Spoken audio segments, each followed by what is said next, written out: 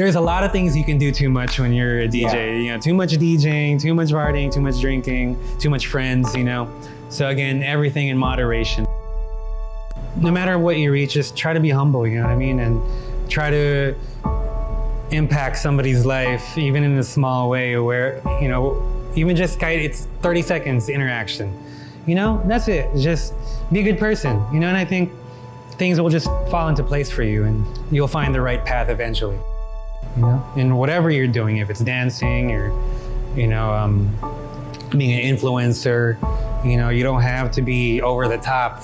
You don't have to be extra, you know, just be you, and if they love you for it, then great, you know what I mean?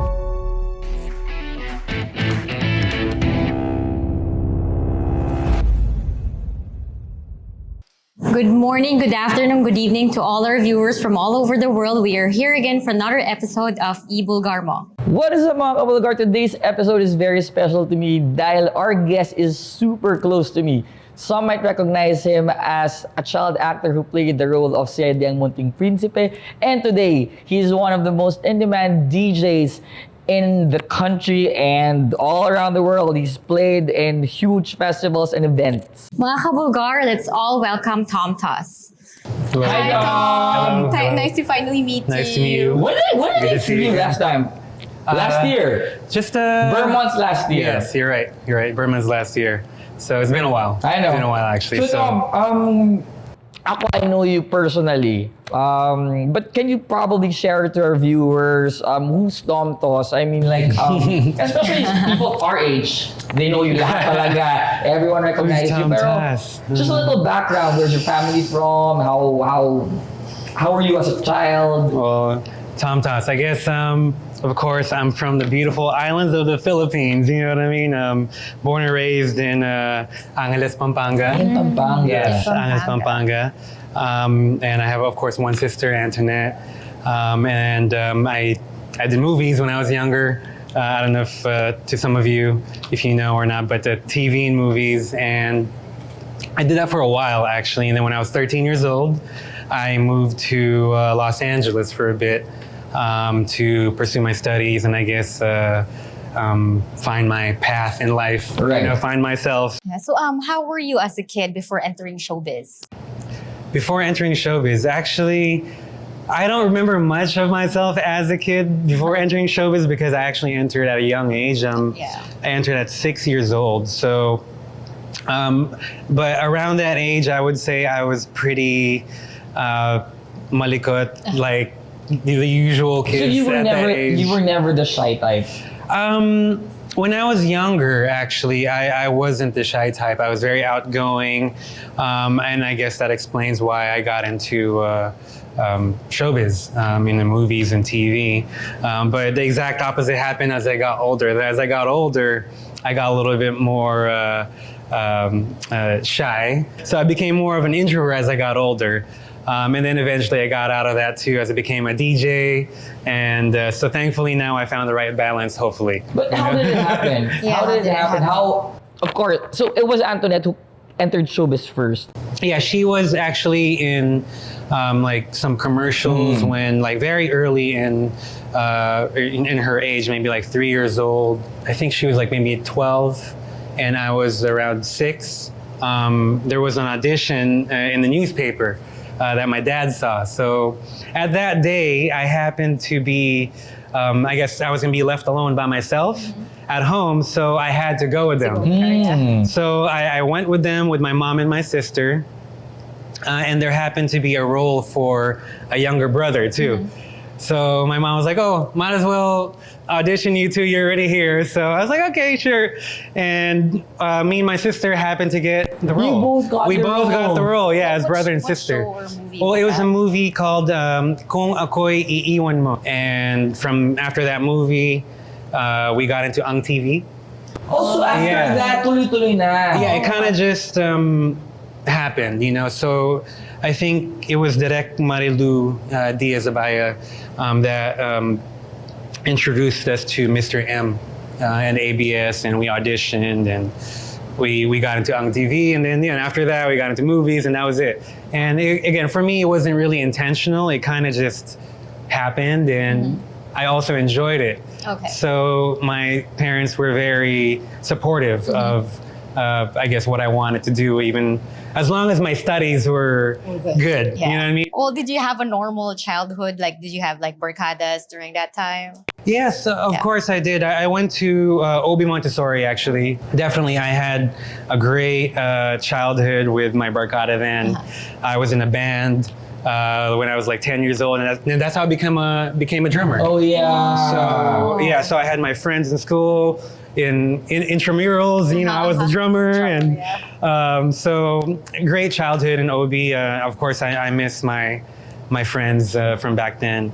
But you started really young. I mean, like, were you able to still go out of the streets, go to the mall? Yeah, I mean, it was still okay naman. Obviously, we were really busy, but our parents, of course, tried to keep our childhood as normal as possible because, I mean, for them, you know, they don't want us to do showbiz. Actually, they want us to focus on our studies, either become a doctor, lawyer, you know what I mean, the usual from our parents. Piano lessons at a young age, you know, all that. But we really enjoyed it, and my sister especially, she's the one talaga that really loved it and started with show business. So I kind of just happened to be there, and then I guess the rest was history, you know. Okay, were you a spoiled brat during that time? Kasi diba, as a, I don't know. as a Celebrity. very young celebrity sometimes, especially in today, diba? Today I see a lot of kids like, hey, I'm on top of a game. I'm like, ganyan talagang. Did it get their head at some point? Let's just put it this way. I guess I'm not sure because again, it's me reflecting back on who I was as a kid, you know. But I would say I would have some bad attitudes, I'm sure, you know. But I think overall, naman, I was a good kid. But syempre, I'm sure at times medyo mayabang din ako, or you know. But I think overall, I was. You know, I was afraid of God and my parents, and they tried to discipline me. So I think no matter what, I was still a good boy naman, I hope. I hope. And of course, if I did and hurt anybody when I was younger, I'm sorry. So how was it having a sister like Antoinette Toss, who is a superstar? Well, honestly, of course, I see her as my sister, you know, and my gosh, we have fights and you know the usual stuff. Just the normal siblings. I see her honestly as one of the most amazing human beings. Honestly, I mean, of course, it's great that she's a great singer and a great actress, and a lot of people get inspired by her work, and she makes a lot of people happy. But grabe, like, she's really my best friend. Honestly, like, she's an amazing human being. Compassionate, thoughtful, generous, you know. Of course, like everyone, we have our little hiccups, you know, but I gotta say, she's definitely a wonderful person. Having someone, you know, there to kind of guide me and direct me. I mean, of course, at times it's a bit pushy, you know, like she knows that. We end up fighting sometimes because of that. We have our little arguments, but you know, I know she has the best in mind for me, and again, I appreciate, you know, her being a perfectionist and trying to help me, other than just helping herself. Or, you know what I mean? So she's trying to help other people. So Rewind a little. So, Cedie, this is during that time the biggest movie that there is. How was the experience? honestly, it Was it shot abroad? There was some parts that were shot abroad. So we were in Spain for 2 weeks. So that alone obviously made Cedie one of my, you know, most memorable experiences as a kid, you know, in filming and, you know, filming movies and TV. So yes, definitely Cedie was a great experience. Of course, with Tita Jacqueline, Tita Mark, Tita Ronaldo. I mean, it was one of the most epic moments of my life, you know, being part of that movie, and I'm honored to be playing that role, you know. I mean, it could have gone to anybody, and so yeah, Cedie was definitely one of those moments in my life, you know, that I'll never forget. Okay, did you have any struggles in showbiz when you were growing up? I mean, it was difficult with the schedule. late nights, You didn't like that? long hours. I mean, I enjoyed, the whole filming and all that, and being on set, dressing up, and playing a role. But of course, it's physically demanding. You left showbiz for a while. When was this? Why? And what happened during that time? So I was 13 when I moved to LA. Pretty young pala. Yeah, so I started when I was 6, and then I left when I was 13. And at that point, I did like 17 movies already, and quite a number of TV shows. And my sister was gonna go to LA to do some auditions and things like that. And same thing, I was like, okay, I'll go there for a vacation for a little bit. And it kind of interested me, to just a different country, a different lifestyle, because obviously there I wouldn't be in showbiz. I would go to an American school and again, be around different cultures. So I guess as a 13-year-old, that really appealed to me. So I asked him if I could just stay and go to school there and kind of just, again, find my way in life. So now let's talk about your comeback. My comeback. So you made noise when a photo of you was shown on TV as a hot DJ. How did you enter the music scene? Where was that? Where was that photo taken? Because I saw that, I saw that on TV. It was all over the news. I think this happened before I went back here. So when I was still living in LA, I went here on vacation and I did like a photo shoot. And one of the photos was my shirt was off, and I was really young still, and I guess the photographer posted it online, and people like caught it, and I guess people liked it. I don't know, and I guess that's the first photo that people saw of me after a long time. So I guess it got people's attention, So. But yeah, that was pretty much it. It wasn't really anything. It kind of just happened also. How did DJ interest you? I had friends that had a DJ setup at their home, and I happened to see it, and then I was like, oh, can I play with it? And I ended up really liking it. So when I was on vacation that time, I went back to LA, and then I got my setup, and I don't know, I guess I really enjoyed it that much where right then and there I kind of decided I wanted to pursue it, whether it would be a career or just, as a hobby, and I do gigs, but I really loved it so much. So when I got back to LA, I bought everything and practiced again, like every day, like golf, like every day, 8 hours a day, boom, boom, boom, until I got my first gig. Yeah, so who is Tom as a DJ? What's your style? When I first started, I was really a hip hop DJ. So I started with turntables, scratching.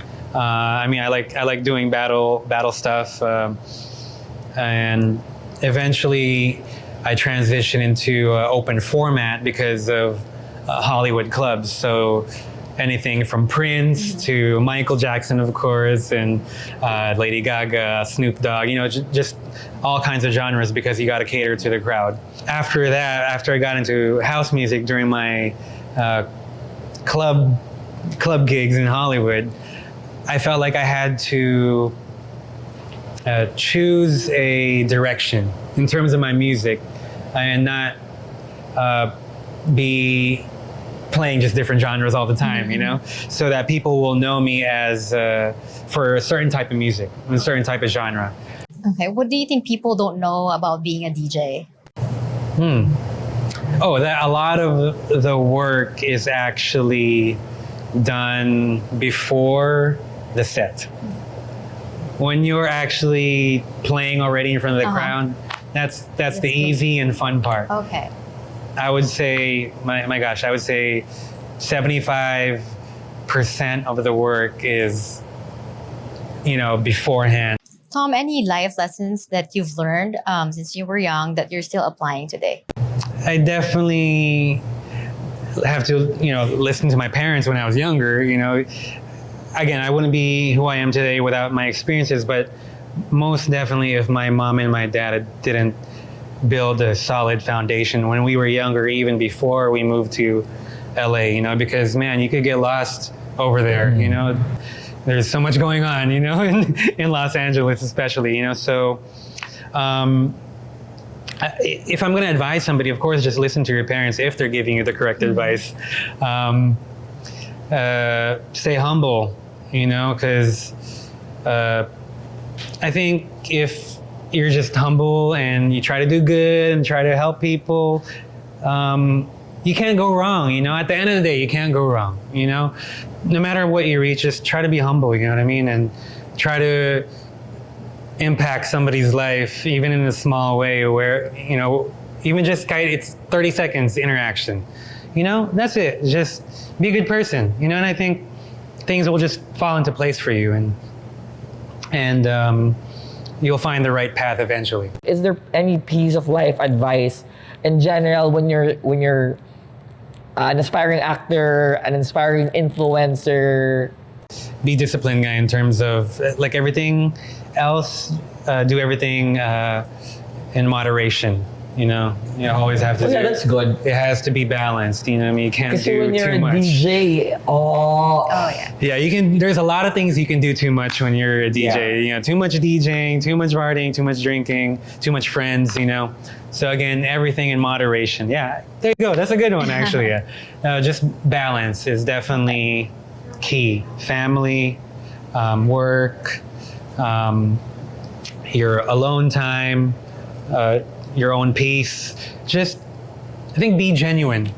You know, I think there's so much crap. Sorry, excuse my language. There's so much crap nowadays online circulating that, you know, I feel like people just gravitate more towards you if you're just a genuine person, you know? They can feel it, you know? And I think that's the best advice I could give them, honestly. It's actually very short, but I think that alone will really help already and make an impact, just being genuine and being true.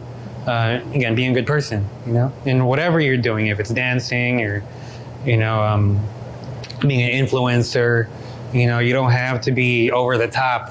You don't have to be extra, you know, just be you. And if they love you for it, then great. You know what I mean?